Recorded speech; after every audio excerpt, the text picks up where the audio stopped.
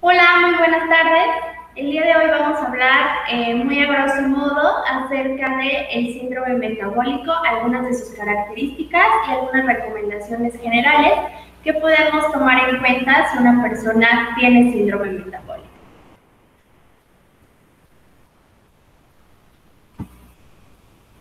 Lo primero que tenemos que saber es que siempre que estamos hablando de un síndrome, estamos hablando de un conjunto de factores. En este caso, el síndrome metabólico es este conjunto de factores que nos dan el riesgo para tener alguna enfermedad, como puede ser diabetes mellitus o cualquier tipo de enfermedad cardiovascular. Entonces, cualquier persona que tenga síndrome metabólico, pues va a tener este mayor riesgo de tener estas enfermedades.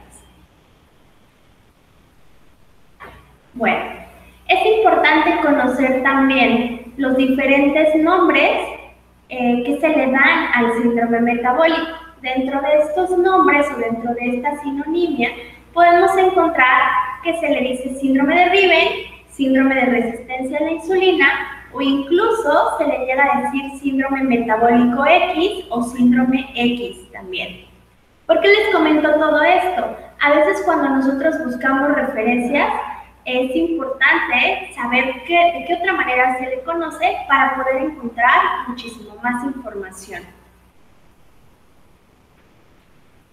Y bueno, este síndrome, el síndrome metabólico, se va a manifestar cuando una persona va a presentar de manera simultánea resistencia a la insulina, alteraciones a niveles de la glucosa en sangre, hipertensión arterial, obesidad, incluso una prominencia abdominal muy marcada, cifras de triglicéridos arriba de los rangos normales establecidos y también los niveles de lipoproteínas de alta densidad por debajo de lo recomendado. Tal cual, así como se los dije, esta es la definición de síndrome metabólico que nos dice la Organización Mundial de la Salud.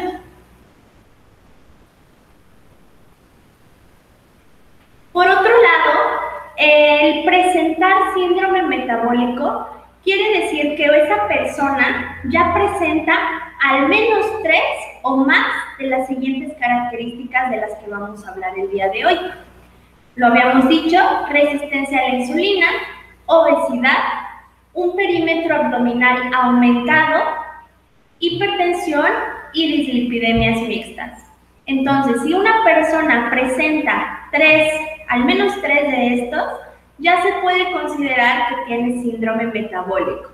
O sea, que va a ser mucho más propenso a tener alguna enfermedad tanto cardiovascular como metabólica.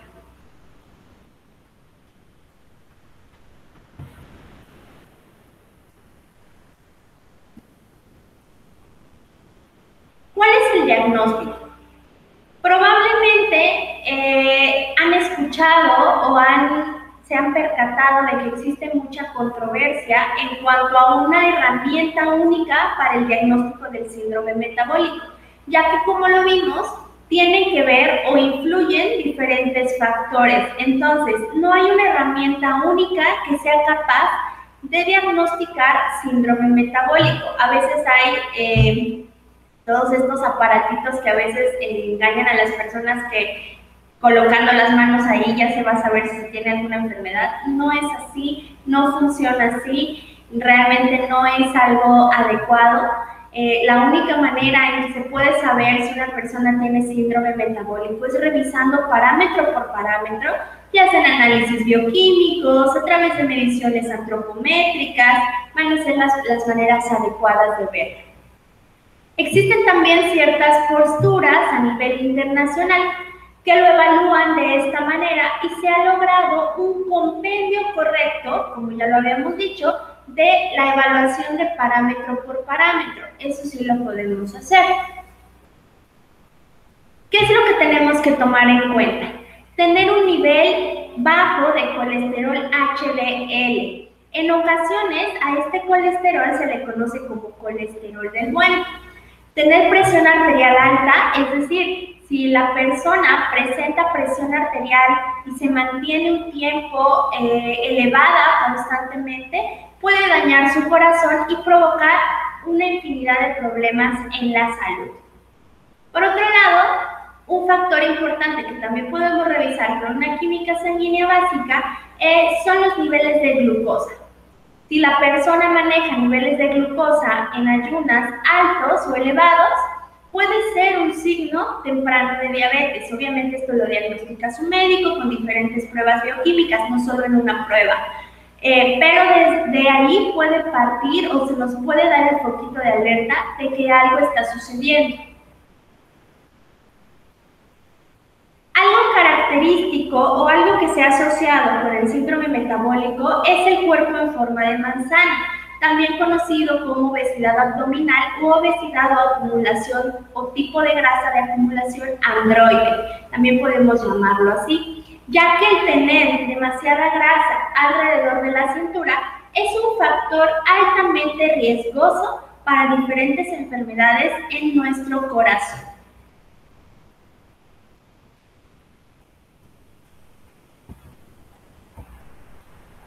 Y aquí les traigo la imagen, cómo nosotros podemos dividir o clasificar esta acumulación de grasa de acuerdo a la zona en la que esté presente. Por ejemplo, si una persona tiene mayor cantidad de grasa o mayor acumulación de grasa por arriba de la cintura, se clasificaría como una obesidad de tipo androide. Si una persona la mayor acumulación de grasa la presenta por debajo de la cintura, incluso en las caderas y en las piernas, se llama una acumulación de grasa tipo ginecoide, o lo que nosotros normalmente conocemos como cuerpo de manzana o cuerpo de pera. Pero vale la pena que conozcamos los diferentes nombres adecuados que se le puede dar a este tipo de acumulación. Ahora vamos a hablar acerca de cifras. Las cifras también son sumamente importantes. Una persona no debe tener circunferencia de cintura mayor a 94 en hombres o mayor en 80 en mujeres. Si tiene esa cantidad elevada, puede ser un puntito de alerta para síndrome metabólico. La glucosa en ayunas no debe de ser mayor a 100 miligramos sobre decilitro. También hay algunas cifras que nos marcan 96, va dependiendo mucho de la referencia bibliográfica que utilicemos. Ahora, también en cuanto a los triglicéridos no deben de ser mayores a 150 miligramos por decilitro. También tenemos que considerar ese punto y ese factor. Y el colesterol de lipoproteínas de alta densidad, o sea, el HDL, si está reducido, es decir, menos de 35 miligramos sobre decilitro en hombres y 40 miligramos sobre decilitro en mujeres, también es un factor de riesgo que nos indicaría otro puntito más para síndrome metabólico. Y por último, uno de los factores que se toman en cuenta, como ya lo habíamos platicado, es la presión arterial. Y la presión arterial, si está mayor a 140 sobre 90 milímetros de mercurio, también nos va a indicar que tenemos un riesgo de tener síndrome metabólico. ¿Y cómo lo regresábamos? Si cumplimos con al menos 3 de estas características, ya se puede considerar como síndrome metabólico. Ahora, hay que saber qué nos puede causar o qué está relacionado con muchas de estas causas del síndrome metabólico. Vamos a platicarlo. Una de las causas es la edad, ya que el riesgo de padecer el síndrome metabólico aumenta a medida que una persona va envejeciendo. Otra de las principales causas es la sobrealimentación, y yo aquí diría que es como la principal, que las personas consumen más cantidad de alimento de la que necesitan o de la que requiere su cuerpo de acuerdo a las múltiples actividades que pueden estar relacionando o realizando. Sin embargo, tenemos algunos otros factores, como los factores genéticos, donde también el origen étnico y toda la herencia, todos los antecedentes heredofamiliares, influyen directamente en este tipo de condición. Otra de las causas del síndrome metabólico es el sedentarismo. Si las personas no realizan actividad física, no realizan ejercicio, se va a ver completamente relacionado con este riesgo de padecer síndrome metabólico y una infinidad de enfermedades. Entonces hay que mantenernos activos, hay que realizar ejercicio y hay que buscar siempre que nuestro cuerpo esté activo. Esa es la clave.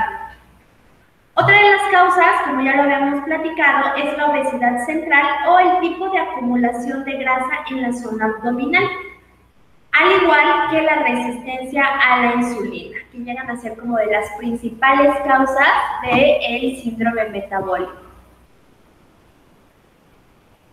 Para entenderlo mucho mejor, vamos a resumirlo un poquito. Primero, el síndrome metabólico es una serie de factores que pueden actuar en conjunto para provocar algunas otras enfermedades, ¿sale? Entonces eso es bien importante que lo tengamos en cuenta.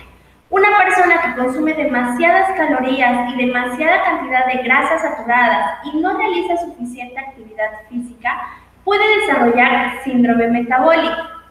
Y también, si esa persona tiene antecedentes familiares de los factores de riesgo que hablábamos, acuérdense de los factores de riesgo en cuanto a la presión, en cuanto a la glucosa, en cuanto a los triglicéridos, en cuanto al colesterol HDL, todo esto. Si esta persona tiene algún antecedente familiar, obviamente tiene mucho más riesgo, pero ojo, no porque esa persona tenga esta condicionante quiere decir que lo va a desarrollar. Depende también de nuestros hábitos de alimentación. Acuérdense que eso es bien importante. Podemos tener una condicionante, pero que se exprese o no se exprese ya va a depender de nosotros y de nuestros hábitos. Ahora, ¿qué podemos hacer a nivel nutricional? Esto también es súper importante. ¿Qué tratamiento podemos dar? Primero, el objetivo número 1 va a ser llegar a tener un peso saludable, siempre, siempre. Mejorar los hábitos de alimentación, ¿por qué? Porque si nosotros no mejoramos estos hábitos, no vamos a lograr un tratamiento o un apego al plan de alimentación o al tratamiento nutricio adecuado. Y también mantener niveles bioquímicos controlados o estables. Eso es de suma importancia. Mantener estos niveles bioquímicos adecuados. ¿Qué es lo que se tiene que hacer? Obviamente, un plan de alimentación adecuado y totalmente personalizado. ¿Por qué? Porque va a depender mucho de los antecedentes de esta persona, si tiene alguna otra patología. Siempre un plan de alimentación debe de ser personalizado. Eso es una súper clave. Ahora vamos a ver otros puntos en cuanto al tratamiento nutricional. Obviamente ya quedamos que el plan es personalizado, pero podemos dar algunos consejos generales que nos pueden servir bastante. Primero, preferir frutas y verduras frescas. Esto es súper importante, ya que si nosotros consumimos verduras y frutas frescas, obtenemos mayor cantidad de vitaminas y de minerales, en general de nutrimentos que nos van a aportar las frutas y las verduras. Otra idea o otra recomendación importante es disminuir la ingesta de hidratos de carbono simples. Los hidratos de carbono simples, recuerden que elevan mucho la glucosa en sangre por su velocidad de absorción. Entonces hay que disminuir la ingesta de los hidratos de carbono simples y hay que preferir todos los cereales integrales, ya que el aporte de fibra que también nos van a dar pues va a ser increíble y también nos va a aportar múltiples beneficios. En cuanto a las carnes, es importante que nosotros prefiramos estas carnes que son magras, eliminando todos aquellos pellejitos de las carnes en su cocinado para consumirlas de la manera más magra posible. Otro punto es limitar el alimento, la cantidad de alimentos demasiado grasosos, como puede ser la manteca, la crema, la margarina y todos estos productos que no nos aportan más que grasas que a veces son innecesarias. En estos pacientes que sus consumos de alimentos en cuanto a las grasas suelen ser de mala calidad, porque ni siquiera son grasas que nos estén aportando algo benéfico. Otros de los puntos que yo considero súper importantes es el tener disciplina en los horarios de comida. ¿Por qué? Porque si nosotros no tenemos disciplina en cuanto a los horarios, llegamos a la siguiente comida con demasiada hambre y entonces eso hace que las personas empiecen a consumir cantidades impresionantes de alimento. ¿Por qué? Porque no llevan un horario, no tienen esta cantidad de alimento en cierto tiempo y entonces empiezan a sentirse con demasiada ansiedad por comer algún alimento. Entonces se tiene que controlar mucho esto. Al igual que el consumo de agua, aquí damos la recomendación normal de 2 litros de agua, aproximadamente 8 vasos, pero también hay que recordar que esta cantidad de agua pues depende mucho de la cantidad de alimentos que consumimos y de las diferentes actividades, del clima y el desgaste que tenga cada persona. Otros puntos que tenemos que considerar es evitar las preparaciones culinarias que tengan demasiadas grasas. ¿A qué me refiero con esto? Las frituras, los capeados, los empanizados y todos aquellos guisos que sean muy elaborados o que tengan demasiada cantidad de aceite. Por otro lado, debemos evitar todos aquellos productos de pastelería y bollería, como los helados con crema, los pasteles, los postres, todo aquello que nos va a aportar la mayoría de hidratos de carbono simples e incluso grasas saturadas. Ahora, hay que moderar, y aquí si se puede eliminar estaría perfecto, pero siempre hay que iniciar poco a poco. Moderar la ingesta de azúcares, principalmente el azúcar de mesa, moderar también las mermeladas, los dulces y todas aquellas bebidas azucaradas. Hoy en día tenemos en el mercado una gama impresionante de productos saludables que podemos tratar de buscar, de revisar que realmente sean saludables. ¿Para qué? Para poderlos consumir si queremos o necesitamos a veces ese saborcito dulce en algunos alimentos. Podemos utilizar estos productos que son más saludables o que se adaptan mucho más a un estilo de vida saludable. Por el otro lado, moderar el consumo de embutidos es súper importante, sobre todo por la relación en cuanto a las cantidades de sodio y los desbalances o los desequilibrios que existen en cuanto a la presión arterial. Entonces hay que tener cuidado con los enlatados, con los consomés, con las botanas comerciales que llegan a tener gran cantidad de sodio, entonces hay que poner muchísima atención en cuanto a eso.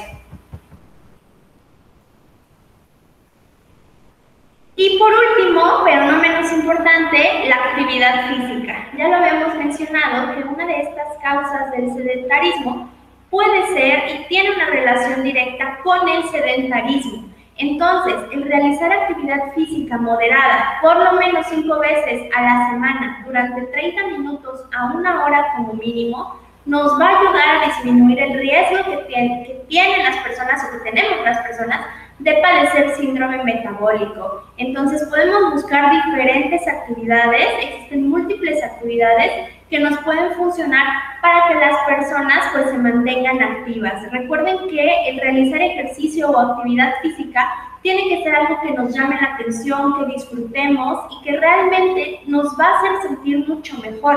No nada más es como algo que se diga para que las personas lo hagan, no. Realmente a nivel del sistema nervioso se liberan muchas sustancias que nos ayudan a sentirnos mucho más felices. Entonces es importante que realicemos actividad física no solamente para estar sanos, sino también para disminuir el riesgo que tenemos de padecer alguna enfermedad.